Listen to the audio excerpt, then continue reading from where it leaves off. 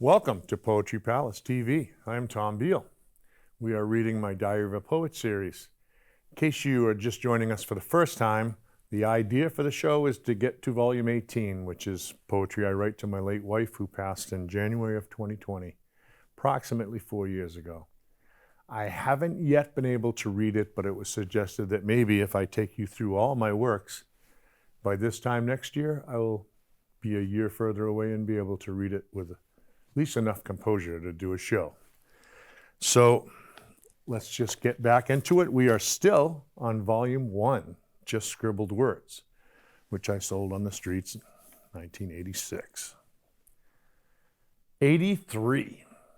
As we walk, soft in the sand, we see a wave crashing upon the rocks.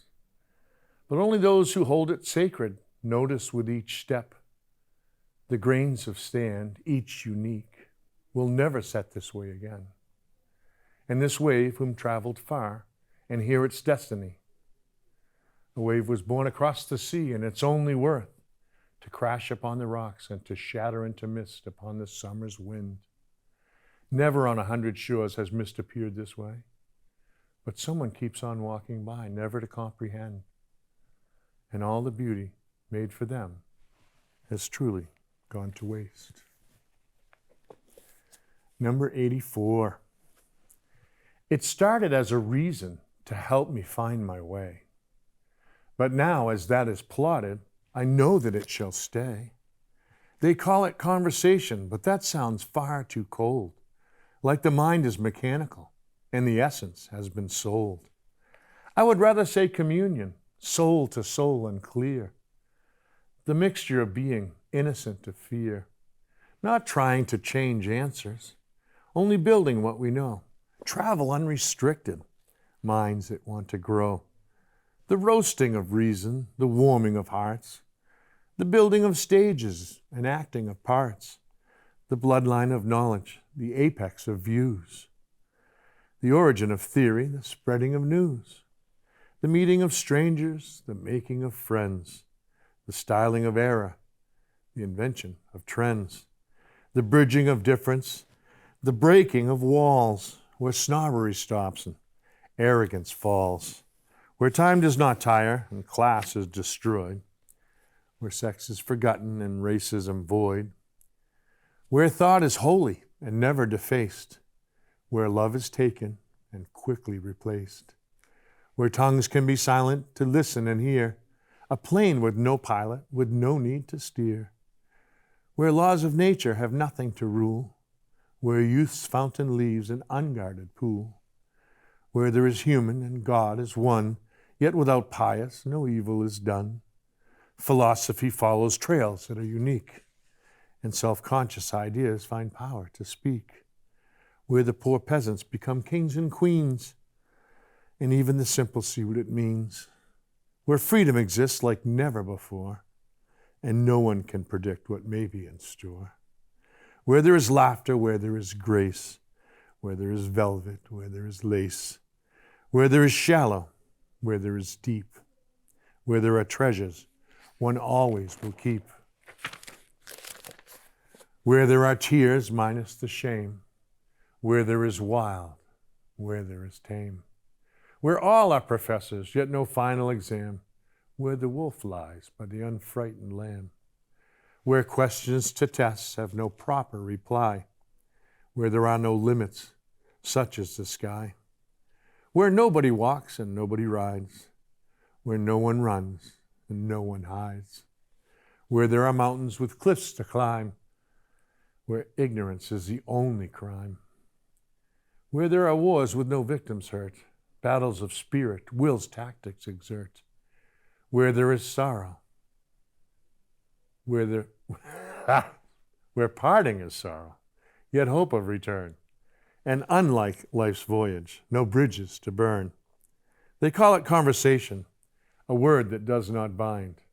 I would rather think relationship and intercourse of the mind. That is the end of volume 1, Just Scribbled Words. The next volume is A Month with Marie, volume 2. At the time of the editing of volume 1, believe it was when I was writing all the collection of thousands of poems I had into 5 subject notebooks. I was working at a warehouse picking orders for convenience stores around the state of New Hampshire, 3rd shift. When I get out of work, I would walk down Elm Street in Manchester, New Hampshire, and I would go to an ice cream shop for coffee with my notebooks and pens because I was a poet. The only thing was the ice cream shop entrance was through a drugstore and had to wait for the drugstore to open. The woman that was the assistant manager, I believe, at the drugstore is Marie. Volume 2 is A Month with Marie. And I had started talking to her, wrote her a couple of poems, and told her I could write a book, because I was the poet of the world about to be known. So then I had to write a book because she said, oh, you can. So I had to write a book. Just before we get into that, there was a poem I posted yesterday. Every day on poetrypalacegiftshop.com, I post a poem that I wrote approximately 90 days ago to my late wife. And then I moved the one that I posted the previous day to the Poetry Palace page of that same site. At the end of the week, I moved 7 of them to her volume, which is volume 18. The other day, I posted this yesterday, and I believe I can read this one. And it just kind of hit me. Sometimes I learn as I write. It's very weird the way I've developed my writing. I put my pen on the paper. Sometimes I write a line and then throw that paper away. Most of the time, I write a poem. I don't know what it's going to be. It seems when I open her book in the morning, I know it's a poem to her. So I got that much control over it. But other than that, not really sure until it's over what it's going to say. So this is poem number 2,555. 1187 is the first poem in her book, and all the rest of them are hers. 3 November 23. I'm going to find out if I waited too long to dig up the dahlias in the spring. Also, I am hoping to have a presentable website designed and built by then. With less arduous projects projected for winter, I can spend it wearing your ring.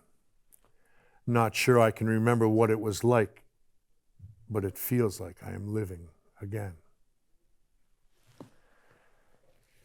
And that's where I am 3 months ago on my journey through this. Not the slowest, not the quickest, but the poetry's helping me get there. So hopefully it'll help you too. Like I said, if you would like to read ahead of whatever I am, I'm on volume 2, 3, 4. There's excerpts from a paperback that was once published. Then 13, 14, 15, 16, 17, and 18 is hers. So you're more than welcome to go there. A Month with Marie, which I don't believe I actually published with my Spirit Duplicator until 88, but it was written in 86. And the intro is simply, there is an end to all things, though it may not be the original goal. But the things we learn along the way are all, no matter, fractions of the whole. 1 February 86, number 85. I know I am not the first to admire you from afar. Just a stranger's observance, today this page does mar. It is not your body, perfect in curve and line. It is not your poise, or how you dress so fine. It is not your hair set sensuously free, or your crystal clear deep eyes, where many feelings be. But where I see the beauty is where you have the choice. In early morning greetings, the warmth within your voice.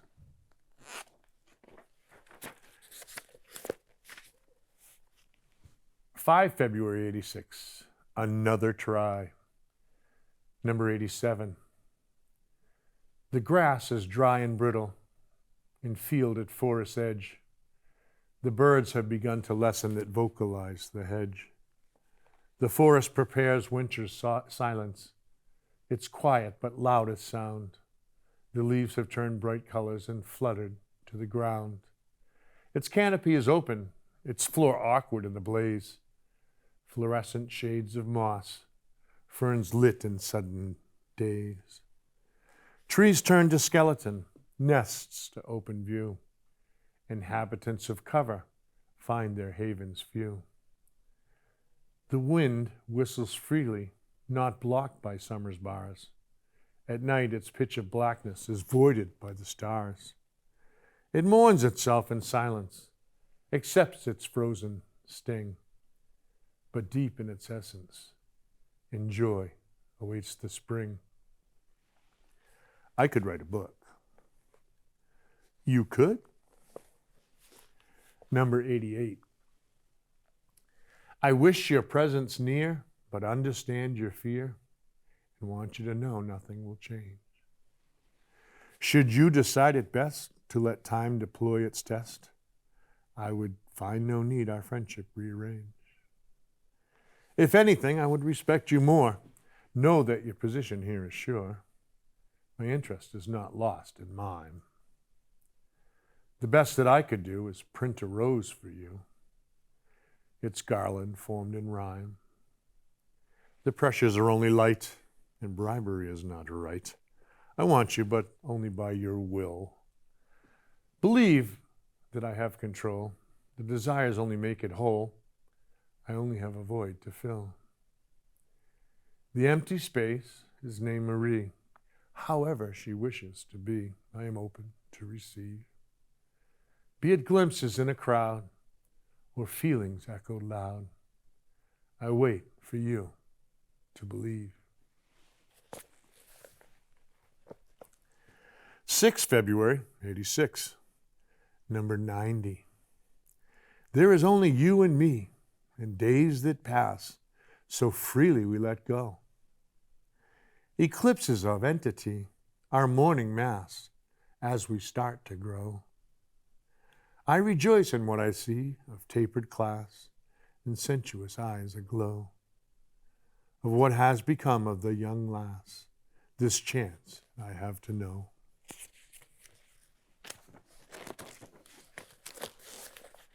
Number 93.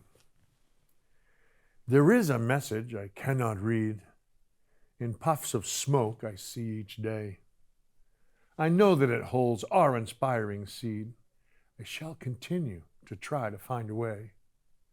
Each morning as I watch, I feel I start to know. Phrases just beyond distinctions I can touch. Then just when I am close, the sender has to go. And I quickly lose my ever-fragile clutch. And again I must wait the return of dawn to fill my coffee pot and then turn it on.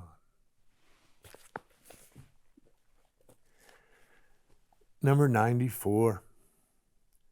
Obviously, the world does not comprehend or even begin to wait for messages I will send. I deal with possibilities that my acceptance will not come. Then would rest my aspirations in a personally delivered sum. Even in this realm I have surpassed first bound, the joy I've received above all I thought be found. Yet also it feeds my lust, world acknowledgement to hold, a hunger that grows and in time is never old. My power is a gift I cannot claim my own, only to be grateful for contributes I have known. But I think not myself worth this gift's excluse, to reap alone its harvest, the uttermost abuse. That is probably how I felt for first 10, 15 years I wrote, Then I had 10-year gaps. And then when I held my late wife's hand while she stopped breathing, and poetry was there to help me get through that, all of a sudden it was okay if it was just for me, because it helped me to live. And for that, I'm grateful for being a poet, which is odd, because for a long time it was just a curse. Thank you for joining me. I hope you can come again next week. Bye-bye.